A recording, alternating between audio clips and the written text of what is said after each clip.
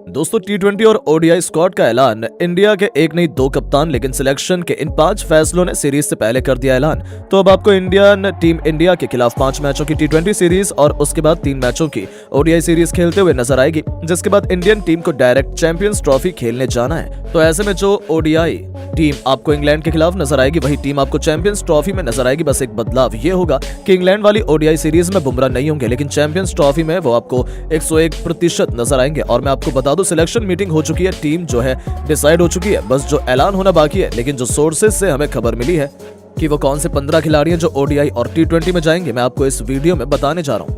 तो दोस्तों हम बात करें इंडिया का जो ओडीआई स्क्वाड फाइनल है सिलेक्टर्स और कप्तान ने, उसमें रोहित शर्मा कप्तान रहने वाले, शुभमन गिल उस टीम का हिस्सा रहने वाले हैं। शुभमन गिल उस टीम में वाइस कैप्टन होंगे और साथ ही यशस्वी जायसवाल को इस बार बैकअप ओपनर के तौर पर इंडियन टीम में रखा जाएगा, क्योंकि उनका जो रिसेंट परफॉर्मेंस है वो काफी अच्छा रहा है और उस रिसेंट परफॉर्मेंस का जो इनाम है वो यशस्वी जायसवाल को दिया जाएगा। उसके बाद आगे बढ़ते हैं, विराट कोहली आपको इस टीम में 101% नजर आएंगे।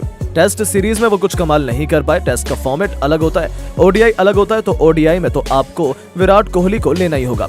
साथ ही श्रेयस अय्यर ने विजय हजारे ट्रॉफी में बहुत रन बनाए हैं, रणजीत ट्रॉफी में बहुत रन बनाए हैं और लगातार वो अच्छा क्रिकेट खेलते हुए दिख रहे हैं। तो ऐसे में वो भी कंफर्म है। फिर आपके जो फर्स्ट चॉइस विकल्प होंगे विकेट कीपिंग बल्लेबाज, तो वो होंगे केएल राहुल। 2023 वर्ल्ड कप में राहुल ने बहुत अच्छा परफॉर्मेंस किया था, 2024 में अपने ज्यादा ओडीआई खेले नहीं, तो ऐसे में उस प्रदर्शन के हिसाब से किसी को बाहर नहीं किया जा सकता। तो ऐसे में केएल राहुल आपके फर्स्ट चॉइस विकेट कीपर नजर आएंगे। फिर सेकंड चॉइस विकेट कीपर वैसे मेरे हिसाब से तो संजू सैमसन हर हाल में होने चाहिए, लेकिन यहाँ पर रोहित शर्मा अपना कप्तानी कार्ड चलेंगे और ऋषभ पंत को लेकर आएंगे। पंत उनके बहुत चहेते हैं और हार्दिक पांड्या आपको इस टीम में ओडीआई क्रिकेट में एक बार फिर दोबारा कमबैक करते नजर आएंगे। 2023 वर्ल्ड कप के बाद से लेकर अब तक हार्दिक पांड्या ने कभी भी ओडीआई मैच नहीं खेला है। नीतीश रेड्डी को भी इस टीम में मौका मिलना तय है। नीतीश रेड्डी भी आपको खेलते हुए नजर आएंगे। जिस तरह का परफॉर्मेंस उनका ऑस्ट्रेलिया में रहा है, तो भविष्य में वो आगे चल करके हार्दिक पांड्या के विकल्प हो सकते हैं। फिर साथ ही अगर मैं बात करूं स्पिनर्स की, अक्षर पटेल स्पिन ऑलराउंडर, वाशिंगटन सुंदर स्पिन ऑलराउंडर, अगर कुलदीप यादव पूरी तरह से फिट हो जाते हैं, एनसीए से उनको ग्रीन सिग्नल मिल जाता है, तो कुलदीप यादव आपको ओडीआई में फर्स्ट चॉइस स्पिनर आपके नजर आएंगे।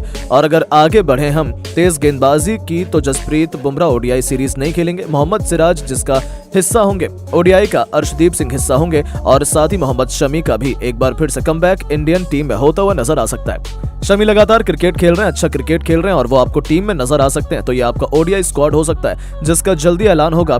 और मैं आपको बता दूं कि ये जो टीम है तैयार कर ली गई है। अब बात करते हैं टी20 टीम की। ये तो ओडीआई टीम हो गई है जो चैंपियंस ट्रॉफी में भी फिर आगे जाके खेलेगी, लेकिन टी20 टीम क्या है, टी20 में कौन जाएगा, तो मैं आपको बताऊंगा। टी20 टीम में शुभमन गिल, यशस्वी जायसवाल एक बार फिर आपको खेलते हुए नजर आएंगे।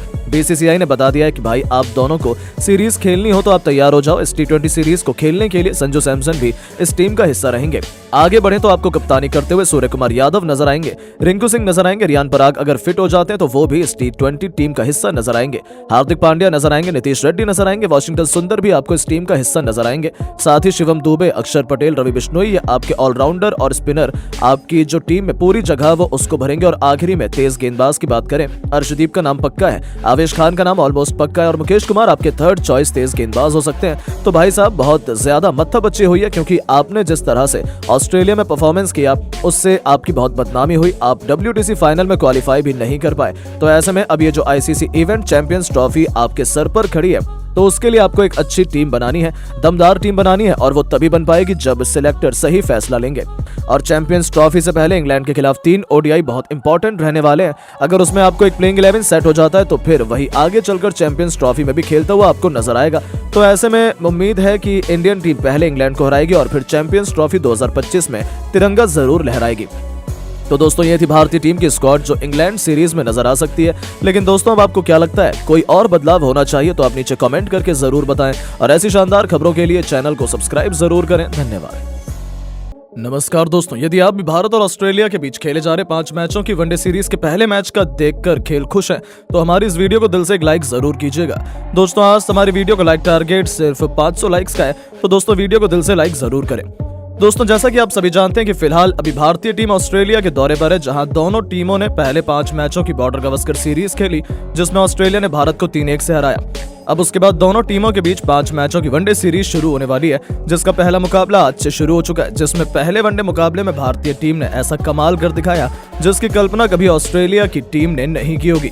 तो दोस्तों बताने जा रहे हैं आपको भारत और ऑस्ट्रेलिया के बीच खेले जा रहे पहले वनडे मुकाबले का पूरा रोमांचक हाईलाइट। उससे पहले यदि आप भी अभी तक आपने चैनल को सब्सक्राइब नहीं किया है तो सब्सक्राइब जरूर करें ऐसे ही क्रिकेट की अपडेट पाते रहने के लिए। तो दोस्तों भारत और ऑस्ट्रेलिया के बीच 5 मैचों की वनडे सीरीज का पहला मुकाबला पर्थ क्रिकेट स्टेडियम में खेला जा रहा है, जहां टॉस के लिए सिक्का उछाला गया तो टॉस ऑस्ट्रेलिया के कप्तान पैट कमिंस ने जीता और टॉस जीतकर पहले गेंदबाजी करने का फैसला किया और मेहमान भारतीय टीम को पहले बल्लेबाजी करने के लिए आमंत्रित किया था। जहां भारतीय टीम की तरफ से आज पारी की शुरुआत यशस्वी जायसवाल के साथ के कप्तान रोहित शर्मा ने की, जहां इस मुकाबले में इन दोनों ने ही बल्लेबाजों के कंधों पर अपनी टीम को एक बेहतरीन विस्फोटक ओपनिंग शुरुआत दिलाने की बहुत ही बड़ी जिम्मेदारी थी, जहां इन दोनों ही बल्लेबाजों ने इसे बखूबी निभाकर दिखाया। जहां मुकाबले की शुरुआत में ही रोहित ने पहले ओवर में 2 शानदार चौके और एक बेहतरीन गगनचुंबी छक्का जड़ टीम के लिए बेहतरीन शुरुआत करी और रोहित ने अपना इंटेंट साफ जाहिर कर बता दिया कि वो कैसी बल्लेबाजी करने वाले हैं। तो वहीं यशस्वी जायसवाल भी कहां किसी से पीछे रहने वाले थे। दूसरे ओवर में उन्होंने भी एक चौका और एक शानदार छक्का ठोका और इस ओवर में 12 रन बटोरे। भारतीय टीम की ये जोड़ी विस्फोटक अंदाज में बल्लेबाजी कर रही थी, जहां जायसवाल और रोहित शर्मा की बल्लेबाजी देखकर ऑस्ट्रेलिया के गेंदबाज और कप्तान के पसीने छूटने लगे थे। ऑस्ट्रेलिया के गेंदबाज अपनी गेंदबाजी में हर एक बदलाव कर रहे थे जो उन्हें करना चाहिए था, लेकिन उनको कुछ भी समझ में नहीं आ रहा था कि रोहित और जायसवाल जहां किसी को भी नहीं छोड़ते हुए आसानी से बड़े शॉट खेल रहे थे और ऐसी तूफानी बल्लेबाजी करते हुए इन दोनों ही बल्लेबाजों ने 7 ओवर में ही अर्धशतकीय साझेदारी बना ली और भारतीय टीम ने 50 रनों का आंकड़ा पार कर लिया। इन दोनों के द्वारा ऐसी बल्लेबाजी देखने को मिल रही थी जैसे आज T20 मैच खेला जा रहा हो। ऐसे ही 8वें ओवर में जोश हेजलवुड की पहली बॉल पर रोहित ने एक और छक्का ठोक दिया। इसके बाद तीसरी बॉल पर चौका ठोककर जोश हेजलवुड के होश उड़ा दिए थे और फिर रोहित शर्मा यहीं नहीं रुके, उन्होंने ओवर की आखिरी बॉल पर भी एक बेहतरीन छक्का ठोका, ऑस्ट्रेलिया के खेमे में हड़कंप मचा दिया।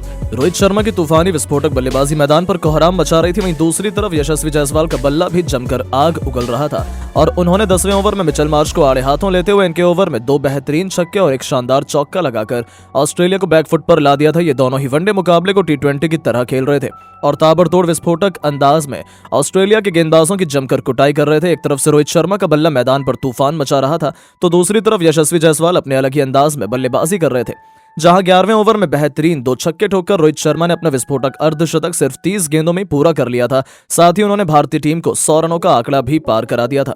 दूसरी तरफ यशस्वी जायसवाल भी अपने अर्धशतक के बेहद करीब पहुंच चुके थे और 13वें ओवर में नाथन लियोन को 2 तूफानी छक्के ठोककर यशस्वी जायसवाल ने भी अपने अर्धशतक को पूरा किया, जहां रोहित का भी बल्ला रुकने का नाम नहीं ले रहा था और इन दोनों ने भारतीय टीम को बेहतरीन शुरुआत दिला दी थी और 16 ओवर में भारतीय टीम 140 रनों पर पहुंच चुकी थी। जिसके बाद मिचेल स्टार्क ने 16वें ओवर में भारतीय टीम को पहला झटका दिया था और तूफानी बल्लेबाजी कर रहे कप्तान रोहित शर्मा को ओवर की चौथी गेंद LBW आउट होकर दी, जहां रोहित शर्मा आज 72 रन की तूफानी पारी खेलकर आउट हुए और अब रोहित शर्मा के आउट होने के बाद किंग विराट कोहली मैदान पर बल्लेबाजी करने के लिए उतरे और दोस्तों विराट कोहली ने मैदान पर उतरते से कवर ड्राइव के द्वारा एक बेहतरीन चौका लगाया और अपना खाता खोला।